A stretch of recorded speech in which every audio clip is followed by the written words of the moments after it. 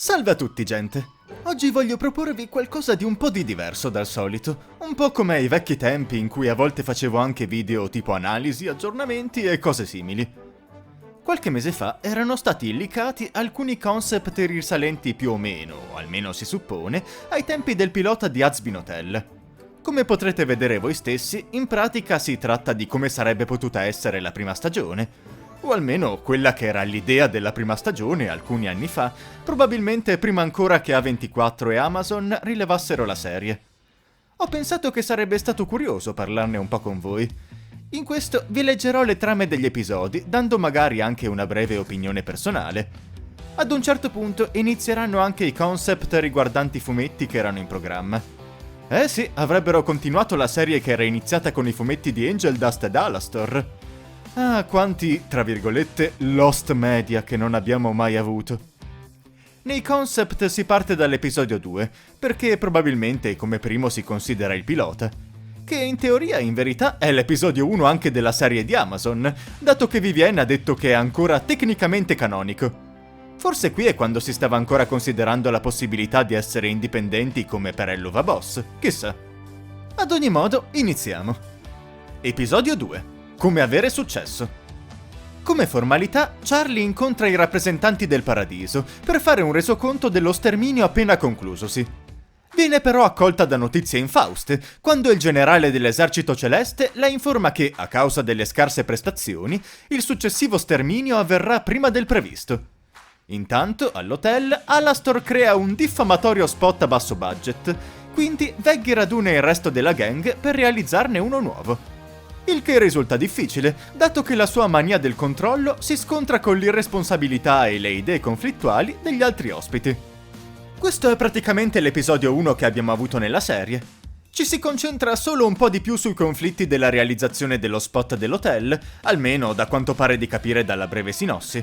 Una cosa notabile è che i design iniziali di Adamo e Lute erano piuttosto diversi. E con ogni probabilità il personaggio non era ancora nemmeno Adamo, ma un generico generale dell'esercito celeste o roba simile. Chissà, magari era un angelo puro, come Sera o Emily, oppure un'altra tipologia di entità divina. Episodio 3. Il cervello. Grazie allo spot realizzato dalla gang, l'hotel guadagna un nuovo ospite, uno scienziato pazzo di nome Baxter. Nonostante le prese in giro ricevute dagli altri, Buster finisce per salvare il gruppo da un fuorilegge amante dei giochi di parole e dalla sua banda, usando il suo ingegno e le sue invenzioni. In questa versione della serie, Buster avrebbe soppiantato Sir Pentious come primo, o meglio, non contando Angel, ospite dell'hotel. Sicuramente sarebbe stato curioso vedere come sarebbe stato con l'uno rispetto all'altro, ma non è poi così importante di per sé. Episodio 4. Andiamo insieme. L'affinità di Nifty per i ragazzacci provoca problemi al gruppo dell'hotel. Nel mentre, Charlie ed Angel trascinano Asuka ad un Luna Park per dimostrargli che la vita non è sempre squallida. Cosa che risulta difficoltosa, dato che Asuka è stato cresciuto conoscendo solo il crimine e non ha esperienza in fatto di divertimento innocente. Il primo episodio, tra virgolette, è filler, in cui si sarebbe iniziato a conoscere maggiormente i personaggi. Una cosa che purtroppo manca molto dalla serie di Amazon, che va come un treno e non lascia molto spazio ai personaggi per respirare e venire esplorati per bene. Del carattere di Asuka, ad esempio, non si è visto granché, e sarebbe stata un'occasione per conoscere un lato in più di lui, soprattutto perché, da come lascia intendere la sinossi, forse avremmo avuto una prima sbirciatina nel passato dei personaggi. Non dico un flashback a tutto tondo, però almeno qualcosa che facesse intendere chi erano prima di finire all'inferno. Anche questo è un fattore che manca molto dalla prima stagione che abbiamo avuto. Episodio 5. Nottata fuori. Angel ha una dura giornata di lavoro sul set. L'abusivo dirigente dello studio incoraggia le sue dipendenze e lo sminuisce. Dopo che torna a casa e riceve l'ennesimo rifiuto da parte di Ask, se ne va e quasi si mette nei guai, venendo salvato solamente dall'intervento di Ask. Sulla strada del ritorno, i due hanno una conversazione a cuore aperto e la loro amicizia si solidifica. Nel frattempo, il resto della gang cerca di liberarsi da dei mortali calabroni che hanno nidificato nel portico. In pratica, questo è esattamente l'episodio 4 che abbiamo avuto. Meno la trama di serie B dei calabroni mortali, e forse l'interferenza di Charlie nel lavoro di Angel, che da quanto pare di capire, qui non ci sarebbe stata. Difficile dire se sarebbe stato meglio dell'episodio che abbiamo avuto, il quale è uno dei più apprezzati della stagione da parte anche di coloro che hanno criticità per la serie. Se escludiamo una serie di controversie su cui non voglio minimamente mettere bocca, perché non mi interessa un fico secco. Episodio 6. Voglio essere amata da voi. Mimsy, la proprietaria di un jazz club sommersa dai debiti, cerca rifugio nell'hotel. La sua presenza attrae creditori che non vogliono solo i suoi soldi, ma anche il suo sangue. La gang dell'Husband è costretta a proteggerla dai creditori, nonostante il suo comportamento da prima donna. Questo è praticamente l'episodio 5, quello in cui nella serie viene introdotto anche Lucifero. Solo che qua Lucifero non c'è ancora, dunque non avremmo lo scontro tra lui ed Alastor. Il che sarebbe stata una perdita, però considerando quanto in fretta viene risolto il conflitto tra lui e sua figlia nello show, letteralmente nell'episodio stesso in cui ci viene fatto conoscere, secondo me sarebbe stato meglio conservarlo per un episodio a parte. Altra curiosità è che, in questa versione della serie, Mimsy avrebbe dovuto diventare parte del cast principale da questo episodio in poi. I fan hardcore che seguono Hazbin Hotel fin dai suoi albori lo sanno. Sarebbe stato meglio? Sarebbe stato peggio? Chi lo sa?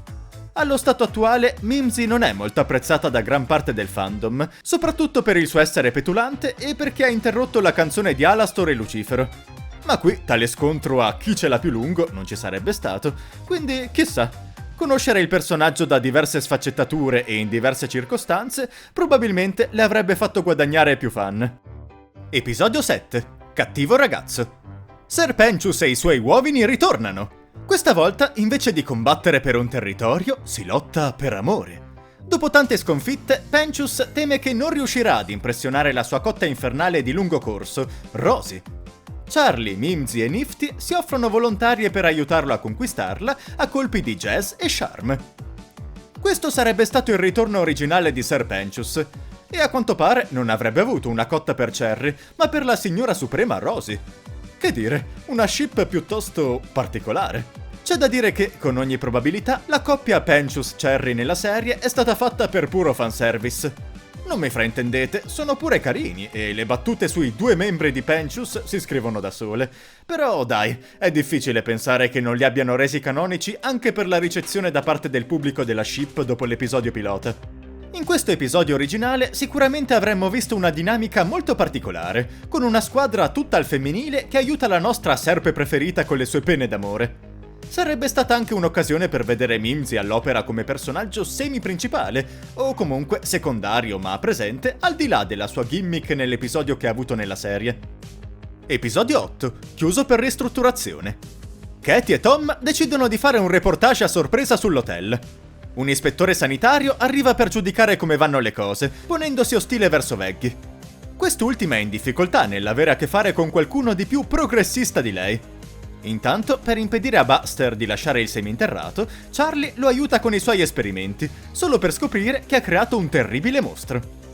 Un episodio che, da quanto abbiamo visto, è stato del tutto scartato, oppure verrà in parte utilizzato nella seconda stagione, chi può saperlo. È un peccato che Katie e Tom non abbiano più spazio nella serie, considerando che nell'episodio pilota erano personaggi secondari di tutto rispetto, e che sarebbe stato interessante vederli interagire di più con il resto del cast.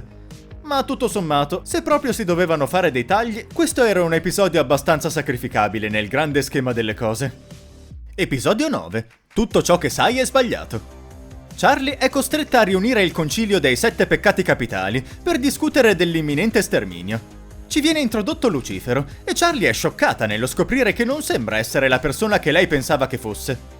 Veggie è sotto stress all'idea che Charlie incontri suo padre, così gli altri demoni decidono di portarle in discoteca a ballare per rilassarsi un po'. Questo è praticamente un misto dell'episodio 3, in cui c'è la riunione dei Signori Supremi, e dell'episodio 6, in cui mentre Charlie e Veggie sono impegnate in paradiso, il resto del gruppo va in un locale notturno. Tutti i peccati capitali sono stati poi spostati ad Hell of a Boss, una volta che la serie ha iniziato ad essere prodotta, quindi capisco che non si poteva più fare l'episodio in questo modo. Salvo, per l'appunto, aver prodotto Hazbin Hotel fin dall'inizio in modo indipendente. In quel caso i diritti restavano dove erano. Non capisco bene solo un passaggio in questa trama, ossia come sarebbe stato esattamente il rapporto tra Charlie e Lucifero in questa prima versione. Avrebbe avuto lo stesso identico carattere che abbiamo visto nella serie? Oppure sarebbe stato in superficie gigionesco e buffone, ma anche con un lato scuro? Inoltre è buffo perché da come è messa giù la sinossi sembra quasi che Charlie non abbia letteralmente mai conosciuto il padre in vita sua. Immagino che pure qui fossero diversi anni che non si vedevano, ma trovo solo strano il modo in cui è scritta. E queste sono le sinossi degli episodi che abbiamo. Non sappiamo se ci sarebbero stati altri episodi, magari ne erano previsti altri 2 o 3, oppure il 9 era l'ultimo, anche se non ne dà molto l'impressione, almeno a giudicare dalla sinossi. Chi lo sa? Passiamo adesso ai fumetti. Parallelamente alla serie, a quanto pare erano previste tutta un'altra vagonata di storie, oltre alle 2 su Angel ed Alastor che già sappiamo. Alcune di queste trame sono state poi riadattate un po' nella serie, ma molte altre sono state del tutto scartate, o magari rimandate alla seconda stagione. Capitolo 2. Hollywood. Quando Valentino chiede ad Angel di girare qualche film extra, Charlie decide di confrontarlo per permettere ad Angel di partecipare alla loro serata di terapia settimanale. Questo è un po' confluito nell'episodio 4, quindi più o meno, forse, sappiamo come sarebbe andata a finire. Capitolo 3. Esposizione universale. Sir Pencius e il suo ex socio in affari Buster presentano invenzioni contrapposte all'Expo Infernale organizzata da Vox. È tempo di caos. Charlie e la gang cercano di intervenire. La rivalità tra Pencius e Buster era una caratteristica dei 2 personaggi che era stata suggerita durante i live stream, e anche lo sneak peek della seconda stagione con Buster fa intendere che i 2 si conoscessero. Però sarebbe stato interessante vederli interagire. Questa poi sarebbe stata probabilmente l'introduzione di Voss, almeno da quanto fanno capire le sinossi. Onestamente, sarebbe stato meglio lasciare le 3V, ad eccezione di Valentino, per la seconda stagione. Per quanto siano dei fan favorite, tolgono tempo e spazio a trame che avrebbero bisogno di respirare molto di più negli episodi in cui compaiono, e alla fine dei conti non fanno davvero molto per giustificare la loro presenza nella prima stagione. Capitolo 4. Sis and Who's. Charlie incontra il suo ex fidanzato ad una cena di gala organizzata dalla famiglia Von Eldritch. Veggie è molto nervosa, ma viene confortata da Angel. Curiosità, il titolo di questo capitolo, come forse saprete, è stato riciclato per un episodio di Helluva Boss. Ad ogni modo, questa storia avrebbe introdotto dei personaggi che chi segue Vivzi da anni conosce bene, ossia un'altra famiglia della nobiltà infernale. In diversi si aspettavano di vederli spuntare nella prima stagione, considerando che nell'hotel si possono vedere foto di Charlie con il suo ex e che una delle rivali di Charlie, che fa parte della famiglia in questione, compare nel pilota per un cameo. Boh, vedremo nella seconda stagione. Non disponiamo delle sinossi dei capitoli 5, 6 e 7, dunque passiamo direttamente all'8. Capitolo 8. Show di magia. Angel viene catturato in una città di fuorilegge del vecchio West per aver rubato dei soldi per la droga. Husk deve quindi usare le sue connessioni con la mafia e la sua abilità con le lingue per scoprire dove sia. La gang inizia una grande ricerca per ritrovare in tempo Angel. Un altro filler che però sarebbe stato carino per espandere la nostra conoscenza dei personaggi, soprattutto di Husk. Non c'è molto altro da dire in merito.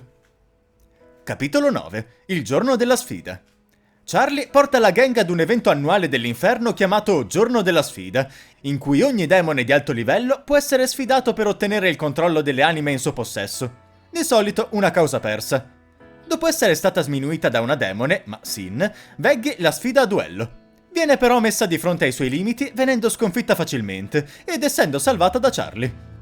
Come avrete intuito, Sin era il nome originale di Carmilla. Questo sarebbe stato l'evento che avrebbe creato una sorta di legame tra Veggie e la Signora Suprema, mentre nella serie... succede e basta? Sì, non viene mai molto spiegato. Anche quando fanno quel duetto nell'episodio 3, letteralmente non c'è un vero parallelo tra le due. Sì, combattere per chi si ama, bla bla bla, però dai, narrativamente parlando, che senso ha far condividere una canzone a 2 personaggi che manco sanno dell'esistenza l'uno dell'altro e che hanno un legame così flebile e alla lontana? Almeno qui ci sarebbe stato un senso alla rivalità / relazione mentore-tutore. Capitolo 10. Il ballo di Baphometto.